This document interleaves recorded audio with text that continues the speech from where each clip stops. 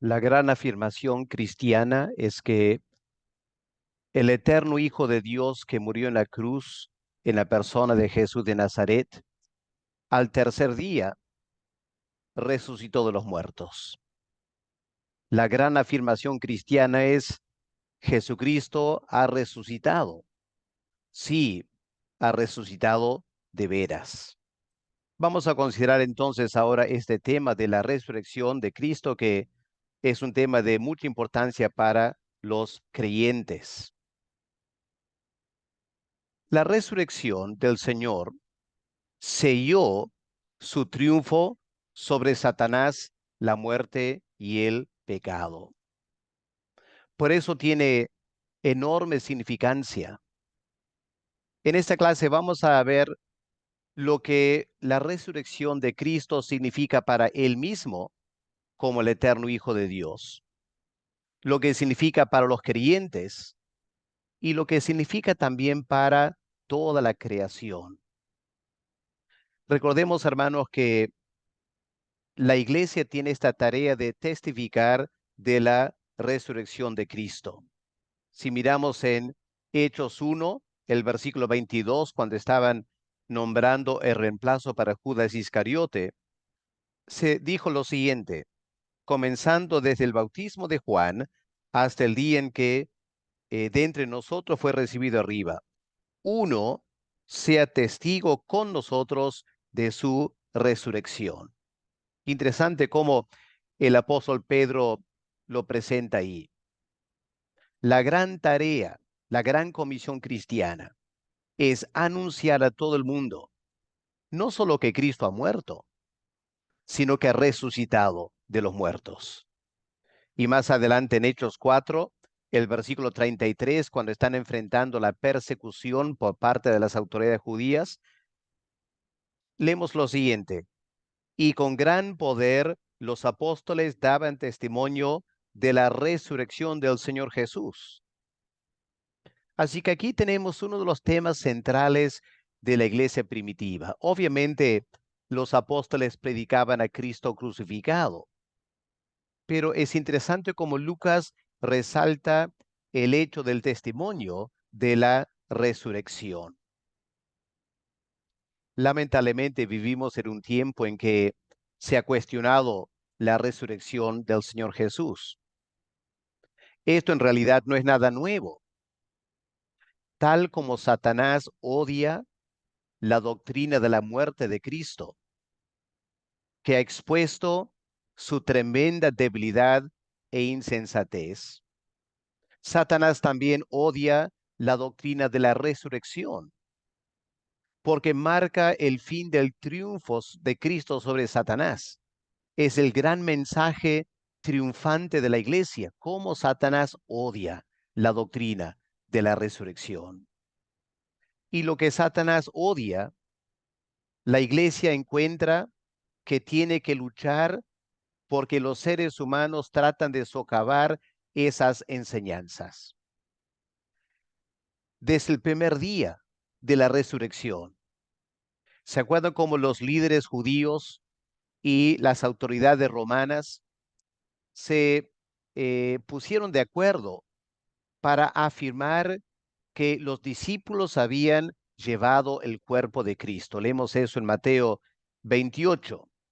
Las autoridades judías sobornaron a las autoridades romanas para que los soldados no sean ejecutados y todos eh, coordinen esta historia de que los discípulos vinieron para llevar el cuerpo de Cristo.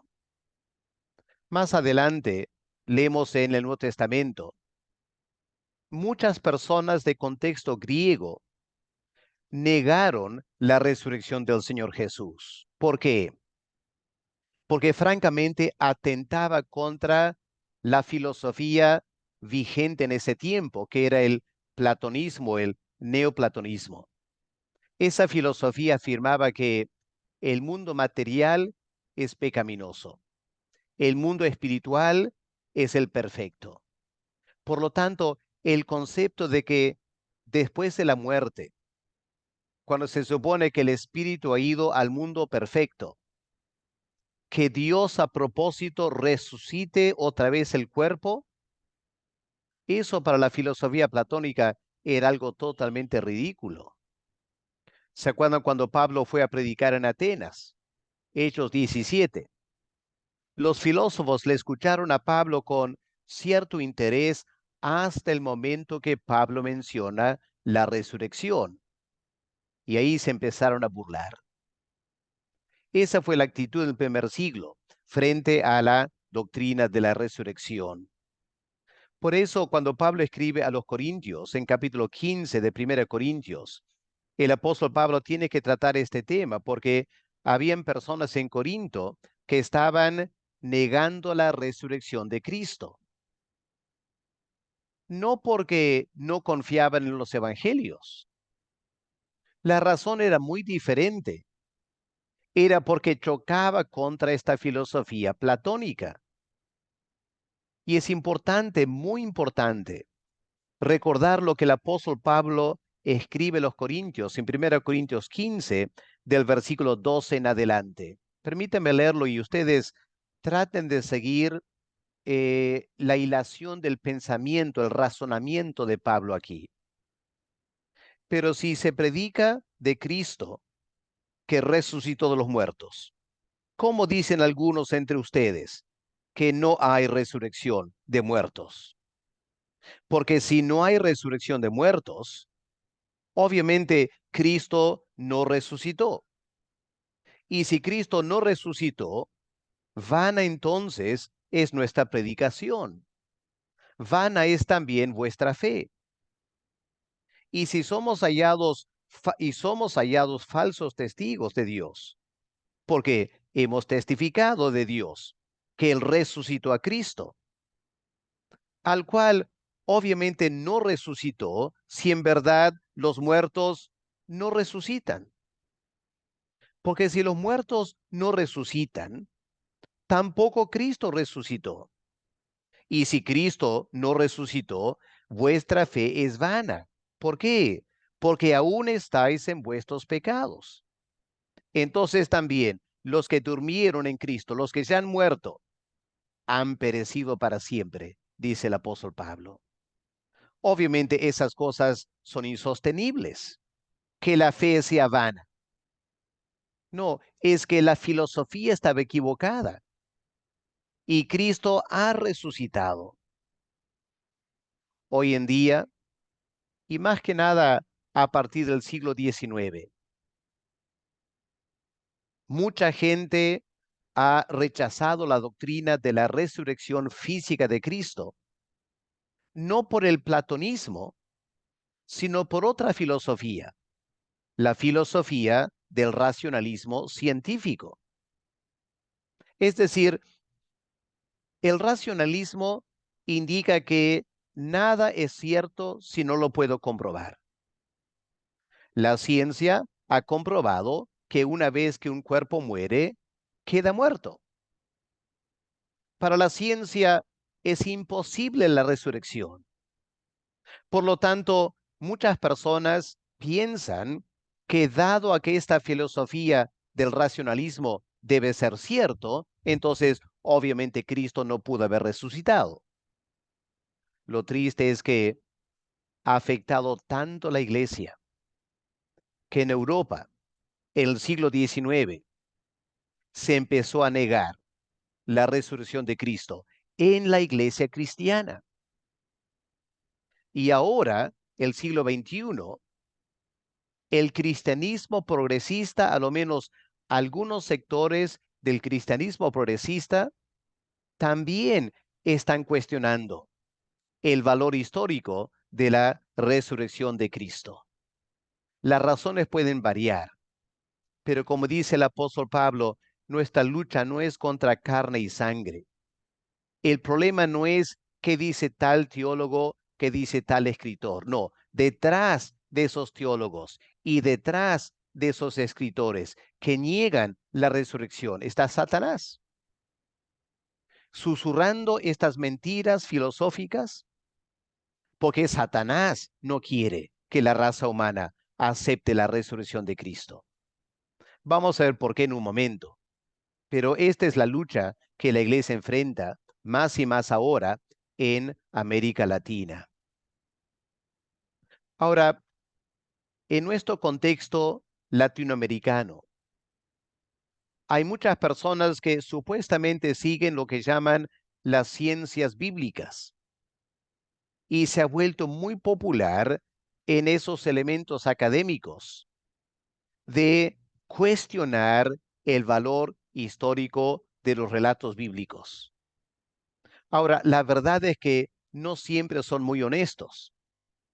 Buscan cualquier discrepancia sin presentar alternativas y simplemente ridiculizan los evangelios y aquellos que creen en los evangelios.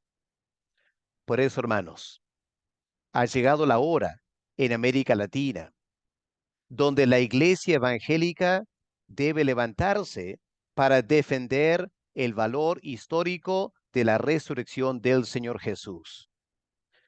Este es el mensaje central de la iglesia.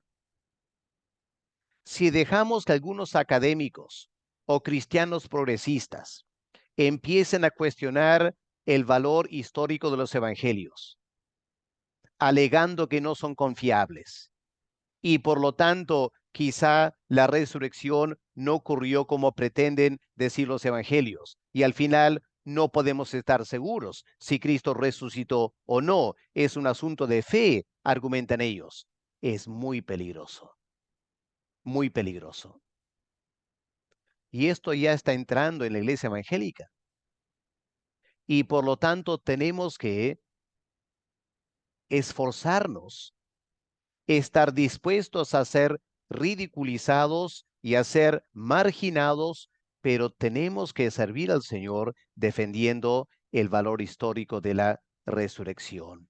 Eso nos lleva al campo de la apologética, ¿no es cierto? ¿Cómo sabemos que Cristo resucitó?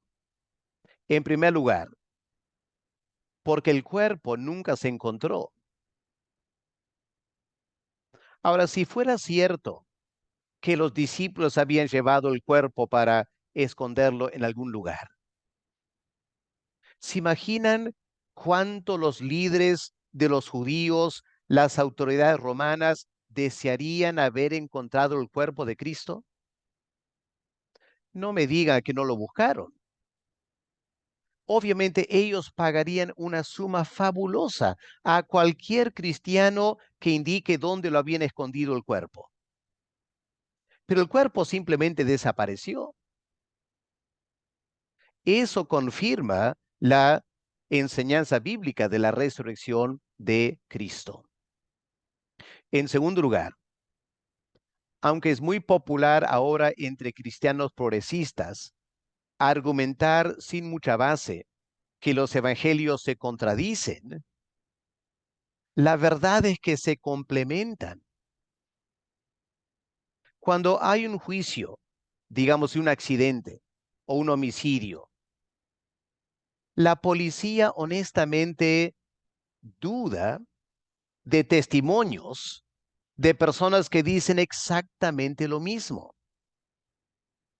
Una de las marcas de testimonios genuinos acerca de un incidente es cuando hay cierta variación entre esos testimonios, porque son personas diferentes hablando de distintas perspectivas y más bien es cuando se complementan que da a la policía más confiabilidad de que se está diciendo la verdad. Y esto es lo que tenemos en los 4 evangelios. Diferentes perspectivas de la resurrección de Cristo, pero se complementan. Claro está, tenemos que tener la disposición de encontrar la complementariedad, pero hay personas que están queriendo ver la contradicción para poder negar esta doctrina. Y repito, lamentablemente, Satanás está detrás de esas cosas. Lo extraño, si estos relatos en los evangelios se contradicen porque realmente nunca ocurrió, y fue una invención de la iglesia primitiva. La pregunta es, ¿cómo explicamos que en estos relatos de la resurrección de Cristo, lo que queda claro en los 4 evangelios es que los apóstoles no lo creyeron al comienzo? No lo creyeron. Ahora, se supone que si vamos a inventar algo, vamos a presentarlo como una invención que creemos. Pero aquí tenemos estos relatos que afirman que al comienzo los apóstoles no creyeron. Otro detalle muy extraño, si estos relatos han sido inventados. Los que sí creyeron fueron las mujeres. Ahora, en ese contexto cultural, las mujeres eran bastante menospreciadas. La pregunta es, en ese contexto cultural, ¿realmente es creíble que hayan inventado estos relatos de la resurrección de Cristo y afirmando que las únicas personas que creyeron al comienzo fueron mujeres? Eso escapa a toda probabilidad. Así que confirma que estos relatos son fidedignos. En tercer lugar, no nos olvidemos que los apóstoles sufrieron mucho por dar testimonio de la resurrección de Cristo. Ahora, se supone que en una situación en la cual predicar cierto mensaje es arriesgar tu vida, ser arrestado, torturado, ejecutado, si esto fuese todo por una invención, ¿acaso alguien en ese tiempo de persecución no habrá cedido a la presión y confesado que todo era un engaño? Tarde que temprano, engaños salen a la luz. Alguien lo confiesa, pero nadie confesó que esto fue un engaño. Todos insistieron en que fue la realidad. Cristo resucitó de los muertos.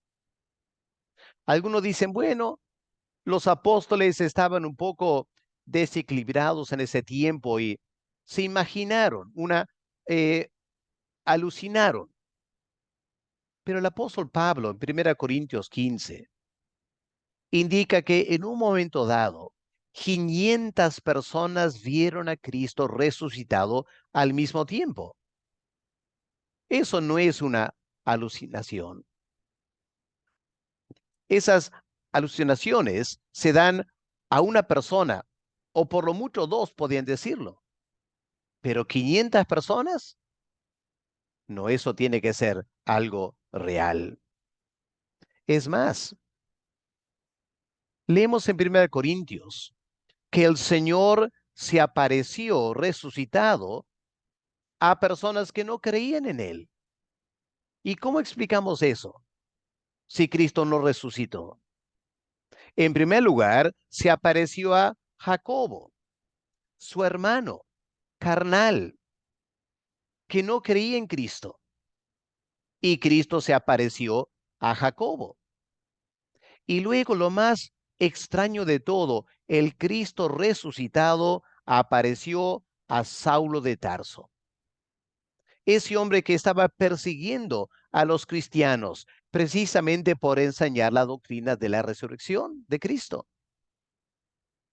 Estas cosas no son explicables aparte de una verdadera resurrección del Señor Jesús. Y una cosa impresionante es cómo la vida de los apóstoles fue transformada por completo por la resurrección de Cristo. ¿Se acuerdan que cuando fue arrestado, huyeron todos? Pedro, bajo presión, negó conocerlo. En la cruz del Calvario no había ninguno, aparte de Juan. Sin embargo, unos días después, esos mismos hombres tan miedosos y temerosos están predicando en Jerusalén, denunciando a las autoridades por haber matado a Cristo. ¿Cómo explicamos esa tremenda transformación en los apóstoles si todo fue una invención? No, eso simplemente no cuadra. Tenemos que aceptar lo que la Biblia enseña y estos argumentos confirman. Aquel Jesús que fue crucificado al tercer día resucitó. Ahora vamos a empezar a pensar en el significado de la resurrección de Cristo. ¿Por qué es importante esta doctrina de la resurrección? Bueno, empecemos con lo que la resurrección significa para Cristo mismo. Lo primero que podemos mencionar es que cuando Cristo resucitó, Él logró una tremenda victoria sobre la muerte. Esto fue muy importante para el Señor Jesús, que murió crucificado. La resurrección fue la victoria sobre la muerte. Miren lo que leemos en Hechos 2. El apóstol Pedro predicando en Jerusalén. Notemos estos detalles del apóstol Pedro. Hechos 2, versículo 24. ¿Qué leemos aquí? Al cual Dios levantó sueltos los dolores de la muerte, por cuanto era imposible que Cristo fuese retenido por ella. Claro, Cristo, el eterno Hijo de Dios encarnado, es el autor de la vida. Y Pedro dice, era imposible que la muerte pueda vencer al autor de la vida. No, él venció a la muerte. La muerte no podía atrapar al Señor. O versículo 31. Viéndolo antes, David habló de la resurrección de Cristo, que su alma no fue dejada en el Hades, ni su carne vio corrupción. Ahí está citando el Salmo 16, un salmo de David. Pero David murió. Y David no solo murió, sino la tumba de David estaba todavía en Jerusalén 1000 años después. David no resucitó. Pero David, en el Salmo 16, afirma categóricamente, no permitirás a tu santo ver corrupción. Estaba hablando del hijo de David, el Mesías. Él venció la muerte. Hay un salmo interesante que pocas veces lo mencionamos, pero resulta clave para este tema de la resurrección, el Salmo 116. Ahora, este salmo no dice quién es el autor, pero me parece que es un salmo mesiánico. Les invito a escuchar este salmo pensando en el Señor Jesús. Versículo 3. Me rodearon ligaduras de muerte, me encontraron las angustias del Seol. Angustia y dolor había yo hallado. Entonces invoqué el nombre de Jehová, diciendo, oh Jehová, libra ahora mi alma. Y versículo 8. Pues tú has librado mi alma de la muerte. O sea, clamó a Dios que lo libre de la muerte, estando ya rodeado por las angustias del Seol. Y Dios contestó su oración. Y es en ese contexto que leemos este versículo conocido, pero no siempre bien entendido. Versículo 15. Estimada es a los ojos de Jehová la muerte de sus santos. ¿Quién era más santo que el Señor Jesús? El Santo de Israel. Estimada es a los ojos de Jehová la muerte de sus santos. Oh Jehová, ciertamente yo soy tu siervo tuyo soy, hijo de tu sierva. Claramente se refiere al Señor Jesús. Y luego dice, tú has roto mis prisiones. El Padre rompió las prisiones de la muerte del Mesías y lo resucitó. Así que para Cristo esto fue muy importante, marcó su victoria sobre la muerte. En segundo lugar, vindicó su confianza en Dios el Padre. ¿Se acuerdan cuando estaba muriendo lo que exclamó el Señor Jesús? Padre, en tus manos encomiendo mi espíritu. Murió, como dice el Salmo 116, encomendándose a Dios, confiando en Él. ¿Y qué hizo el Padre? ¿Defraudó la fe de Cristo en Él? Para nada. Honró su fe cuando estaba muriendo, resucitándolo de la muerte. Y el Salmo 22, que también es un salmo mesiánico, es un salmo de Cristo en la cruz del Calvario. Pero miren lo que leemos en el versículo 22 en adelante. Recordando que estas palabras, estos pensamientos, son de Cristo colgando en la cruz del Calvario. ¿Y qué dice ahí? Anunciaré tu nombre a mis hermanos. Estaba muriendo en la cruz, como leemos en versículo 1. Por un lado se sentía abandonado por el Padre porque estaba cargando con nuestros pecados. Pero antes de morir tenía esta tremenda convicción sobre la base de estas profecías del Antiguo Testamento. Aunque muera, piensa el Mesías, anunciaré tu nombre a mis hermanos. En medio de la congregación te alabaré. Los que teméis a Jehová, alabadle. Glorificadle, descendencia toda de Jacob. Temedle vosotros, descendencia toda de Israel, porque no menospreció ni abominó la aflicción del afligido, hablando de sí mismo, ni de él escondió su rostro, sino que cuando clamó, como hemos visto en Salmo 116, le oyó.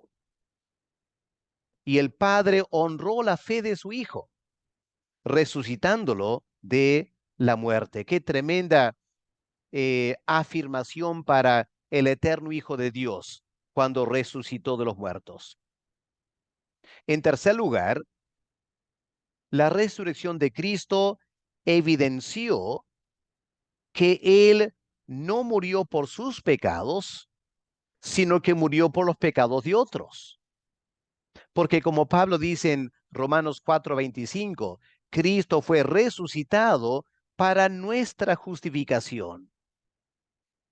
Obviamente, si Cristo había muerto por sus pecados, el Padre no lo habría resucitado. Pero como Cristo no murió por sus pecados, murió por nuestros pecados, el Padre lo confirma resucitándolo de los muertos. En cuarto lugar, interesante, la resurrección le otorgó a nuestro Salvador nuevos títulos, títulos que no tenía antes, títulos como el primogénito de entre los muertos. Tenemos en Colosenses 1:18 y Apocalipsis 1, versículo 5. Esta hermosa palabra prototokos, el primogénito de entre los muertos. Vamos a explicar qué significa eso en un momento. El otro título es primicias de los que durmieron. El apóstol Pablo le otorga a Cristo este título. Él es las primicias de la resurrección. Aparge viene de la palabra arge, que significa el que viene adelante, el que va adelante. Aparge da énfasis, primicias. La idea es que un día va a haber una cosecha final, cuando Dios resucite a todos los creyentes. Pero antes de esa cosecha final, hay la primicia. Y la primicia es la resurrección de Cristo.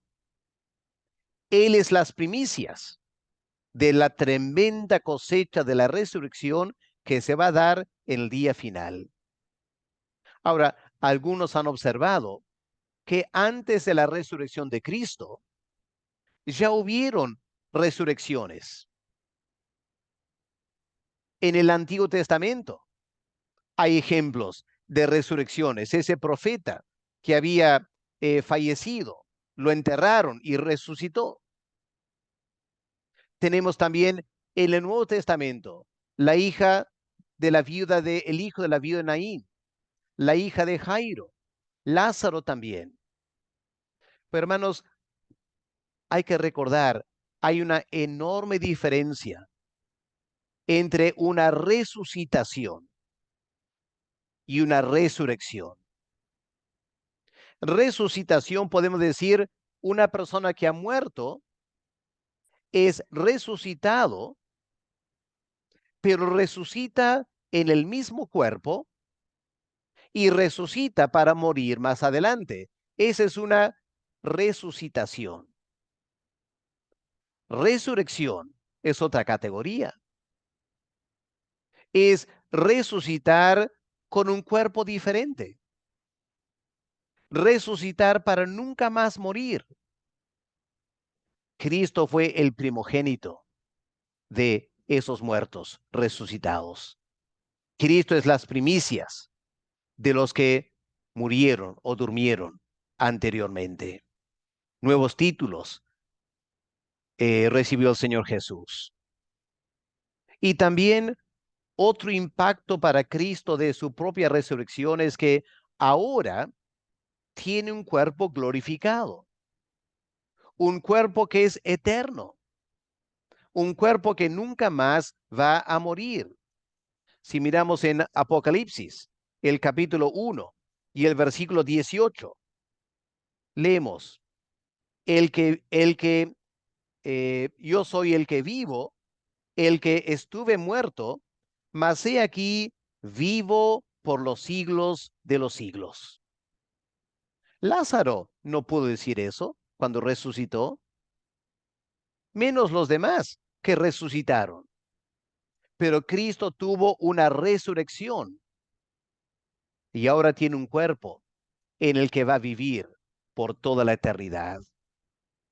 En un pasaje muy interesante en 1 Corintios 15, cuando Pablo está tratando este tema de la resurrección frente a la hostilidad de los filósofos neoplatonistas. La gente, medio burlándose de Pablo, preguntan, ¿y si hay resurrección, con qué clase de cuerpo va a resucitar? Bueno, el apóstol Pablo dice, el cuerpo de la resurrección es un cuerpo celestial. Qué frase interesante, ¿no? Es un cuerpo de otro mundo. Es un cuerpo celestial. Ahora noten, es un cuerpo. Tiene materia, pero la materia es espiritual. Pero no es un ángel. Ellos no tienen cuerpos. El cuerpo de la resurrección, dice Pablo, es un cuerpo celestial. Más adelante, Pablo usa una frase parecida, diciendo, es un cuerpo espiritual. Y Pablo dice, hay diferentes clases de cuerpos. En la tierra hay cuerpos humanos, cuerpos de animales, cuerpos de los astros. Y luego Pablo dice, hay cuerpos terrenales, los seres humanos que vivimos hoy en día, y hay cuerpos espirituales, los de la resurrección. El cuerpo que tenemos ahora es un cuerpo corruptible, que se debilita y al final se deshace. Es un cuerpo que al pasar los años se envejece y pierde ese vigor y esa gloria. Se debilita. Ah, pero dice Pablo, el cuerpo de la resurrección, el cuerpo que Cristo tuvo al salir de la tumba, es un cuerpo de incorrupción, es un cuerpo de gloria, es un cuerpo de poder. Lo pueden leer ahí en ese pasaje en 1 Corintios 15, versículos 42 al 44. Ahí el apóstol Pablo explica algunos detalles del cuerpo resucitado de Cristo y de paso está hablando también del cuerpo que nosotros vamos a tener, los creyentes, después de la resurrección. Pasemos ahora entonces al significado de la resurrección para los creyentes. Como acabo de mencionar en Romanos 4:25, es el sello de nuestra justificación. Es lo que garantiza, afirma nuestra justificación. Porque la resurrección de Cristo confirma que Él murió por nuestros pecados. Es más, la resurrección de Cristo confirma que el Padre aceptó ese sacrificio. Por lo tanto, nuestros pecados ya han sido justificados. Y por eso podemos estar totalmente seguros de nuestra justificación. Por eso Pablo dice en 1 Corintios, si Cristo no resucitó, es en vano predicar. ¿Qué mensaje vamos a tener para predicar si Cristo no resucitó? La muerte en sí no salva si la muerte no fue seguida por una resurrección. Permíteme repetir esta frase. La muerte de Cristo no nos salva si la muerte no es seguida por una resurrección. Por eso las personas que minimizan la resurrección del cuerpo de Cristo y tratan de explicarlo en otra forma como, bueno, lo que vivió fue la memoria de Cristo o el ejemplo de Cristo. No, si Cristo no resucitó físicamente de entre los muertos, su muerte no nos salva. Por lo tanto, dice Pablo, la fe es vana. Uno francamente no entiende gente que se llama cristiana y cuestiona la resurrección del cuerpo de Cristo. Uno empieza a pensar que seguramente no son creyentes, no han nacido de nuevo, no tienen el Espíritu Santo en ellos. Es la única explicación de personas que se llaman cristianas y cuestionan la resurrección física del Señor Jesús. No tiene, como dice el profeta Isaías, la luz de Dios no ha amanecido en sus corazones. Hermanos, esta doctrina es de vital importancia. En segundo lugar, a los creyentes nos da la esperanza de la resurrección. ¿Se acuerdan esas palabras del Señor a María y Marta en la tumba de Lázaro? Yo soy la resurrección y la vida. El que cree en mí vivirá aunque muera. Y todo el que vive y cree en mí no morirá jamás. Aquí está la gran esperanza del creyente. Nos hemos unido a la muerte de Cristo por la fe. Y esa misma fe que nos une a la muerte de Cristo, también nos une a la resurrección de Cristo. Escuchemos al apóstol Pablo en Romanos capítulo 6, versículo 5. Porque si fuimos plantados juntamente con él en la semejanza de su muerte, así también lo seremos en la semejanza de su resurrección. O capítulo 8 y el versículo 11.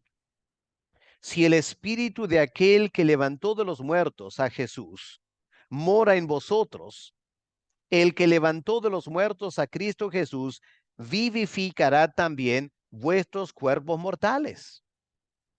Aquí está la confianza de nuestra resurrección por la resurrección del Señor Jesús. Y en tercer lugar, usando estos pasajes, pero en otro sentido ahora.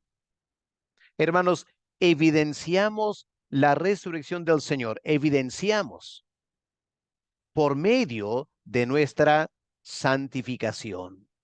¿Cómo así? Romanos 6, versículo 4. Porque somos sepultados juntamente con él para muerte por el bautismo, a fin de que, escuchen estas palabras, como Cristo resucitó de los muertos por la gloria del Padre, así también nosotros andemos en vida nueva. Uno de los mejores argumentos a favor de la resurrección de Cristo es que nosotros, los verdaderos creyentes, vivamos vidas transformadas. Porque esas vidas transformadas indicarán que hay un poder ahora obrando en nosotros que no había antes de nuestra conversión. ¿Y ese poder a qué se debe? Se debe al poder de la resurrección de Cristo. Como Cristo resucitó de los muertos, los que estamos en Cristo, hemos resucitado para vivir una vida transformada. Es lo que el apóstol Pablo describe aquí tanto en Romanos 6 como en Romanos el capítulo 8. Hermanos, cuán importante es no limitarnos a la apologética usando diversos argumentos para confirmar la verdad histórica de la resurrección de Cristo. Recalco, el mejor argumento que jamás vamos a tener es la misma transformación en nuestras vidas. Y lamentablemente, al igual que habría que dudar la salvación de aquellos que niegan o cuestionan la resurrección corporal de Cristo, también la Biblia pone en tela de juicio la salvación de aquellos que no tienen una vida transformada.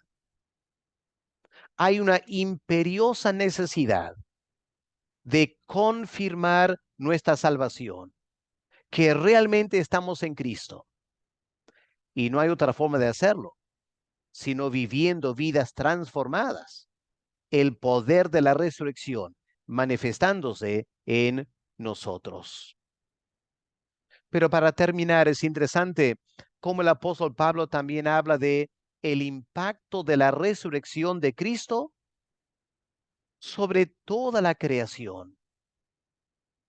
Aquí miren en Romanos 8, del versículo 18 al versículo 23. ¿Qué dice el apóstol Pablo aquí? Romanos 8, versículo 18. Dice, pues tengo por cierto que las aflicciones del tiempo presente no son comparables con la gloria venidera que nosotros ha de manifestarse. Porque el anhelo ardiente de la creación, noten, Pablo está hablando de la creación material, los cielos, la tierra, los bosques, el mar, los animales, etcétera. El anhelo ardiente de la creación es el aguardar la manifestación de los hijos de Dios. Ahora, ¿en qué momento se van a manifestar los hijos de Dios? Bueno, el apóstol Juan lo explica en 1 Juan 3, versículo 2. Cuando Juan dice, ahora somos hijos de Dios, pero no se ha manifestado todavía lo que hemos de ser. Pero cuando Cristo venga, entonces seremos semejantes a Él. Esto es lo que la creación ahora está aguardando. Está aguardando la segunda venida, cuando los creyentes seremos transformados a través de la resurrección. Y Pablo dice, aún la creación está anhelando eso. Y en versículo 21 de Romanos 8, el apóstol Pablo indica que nuestra liberación de este cuerpo mortal va a coincidir con la liberación del resto de la creación. Escuchen versículo 21. Porque también la creación misma será libertada de la esclavitud, de corrupción, a la libertad gloriosa de los hijos de Dios. Ahora, si nos preguntamos en qué momento los hijos de Dios van a entrar en esta libertad gloriosa, bueno, va a ser en la resurrección. Nuestra resurrección que depende de la resurrección de Cristo. Y Pablo dice, la creación misma será libertada de la esclavitud a la corrupción. ¿Se dan cuenta el impacto de la resurrección de Cristo? No solo garantiza nuestra resurrección, garantiza, entre comillas, la resurrección, o mejor dicho, la transformación gloriosa de toda la creación. Y en versículo 23, al igual que nosotros estamos esperando la redención de nuestro cuerpo, la creación también está gimiendo. Tiene dolores de parto que anteceden el nacimiento. Podemos llamarle el renacimiento de la creación. Versículo 22. Porque sabemos que toda la creación gime a una, y a una está con dolores de parto hasta ahora. Creo que Pablo se refiere a todos esos desastres naturales, todos los problemas que se manifiestan en la creación material. Hoy en día, la raza humana está matando la creación. Hoy en día la creación está con mayores dolores de parto que nunca. Pero es importante notar esta frase que Pablo usa, dolores de parto. Y cuando tienes dolores de parto, ¿por qué? Es porque algo nuevo está por nacer. Y Pablo vincula esta recreación de la creación con nuestra resurrección, que a la vez depende de la resurrección de Cristo. ¿Se dan cuenta, hermanos? La resurrección de Cristo tiene implicancias cósmicas. Afecta a Cristo, afecta a los creyentes, afecta a la totalidad de la creación. Quiero mostrarles un pasaje muy interesante en Mateo 19 y el versículo 28. Y una palabra muy extraña que el Señor usa aquí, que tenemos que entenderla bien en esta clase. Mateo 19, versículo 28. ¿Qué dice el Señor Jesús aquí? Y Jesús les dijo, de cierto os digo que en la regeneración, cuando el Hijo del Hombre se siente en el trono de su gloria, vosotros que me habéis seguido, también os sentaréis sobre 12 tronos para juzgar a las 12 tribus de Israel. Ahora, pregunto, ¿a qué se refirió Cristo cuando dijo en la regeneración? Como evangélicos, estamos acostumbrados a esta palabra regeneración como sinónimo del nuevo nacimiento, cuando nacemos de nuevo por el Espíritu Santo. Pero aquí no está hablando de eso. El Señor está hablando de la creación de nuevos cielos y nueva tierra. Va a haber una regeneración cósmica. La palabra en griego es palingenesia. Y esta palabra palingenesia significa otra generación, génesis, pero en el sentido de creación. Y ustedes sabrán mejor que yo estos pasajes en Isaías, Pedro, Apocalipsis, que habla de cielos nuevos y tierra nueva. Esta es la esperanza que tenemos, ¿no es cierto? No solo que un día nosotros seremos resucitados, sino que la creación misma va a experimentar lo que Cristo llama una regeneración. Hermanos queridos, nuestro destino eterno no es estar en el cielo en espíritu. Nuestro destino eterno es estar en esta nueva creación con cuerpos nuevos, donde vamos a estar disfrutando la presencia del Señor Jesús por toda la eternidad. En la tierra, no en esta tierra pecaminosa, sino en una nueva tierra, en un nuevo universo. La resurrección de Cristo garantiza que un día habrá un nuevo universo, donde los creyentes con nuevos y eternos cuerpos vamos a vivir por toda la eternidad. Qué tremendo evangelio tenemos para anunciar, ¿no es cierto? En estos días tan ténebres que estamos viviendo. Por eso, hermanos, permítame recalcar, cuando escuchamos a personas, aunque se llamen cristianos o hasta evangélicos, decir que lo importante no es si el cuerpo de Cristo realmente resucitó o no, sino que su mensaje o ejemplo de vida sobrevivió a su muerte. Cuando escuchamos eso, sabemos que estamos escuchando herejía. Y no cualquier herejía, una herejía sumamente seria, una herejía que socava totalmente la fe cristiana. La iglesia es llamada a proclamar la resurrección literal del cuerpo físico de Cristo. Esa resurrección tiene implicancias para nuestra resurrección eterna y para la resurrección, entre comillas, de todo este mundo tan afectado ahora por el pecado. Dios nos ayude a entender la gran importancia de la resurrección de Cristo. Que Dios le bendiga.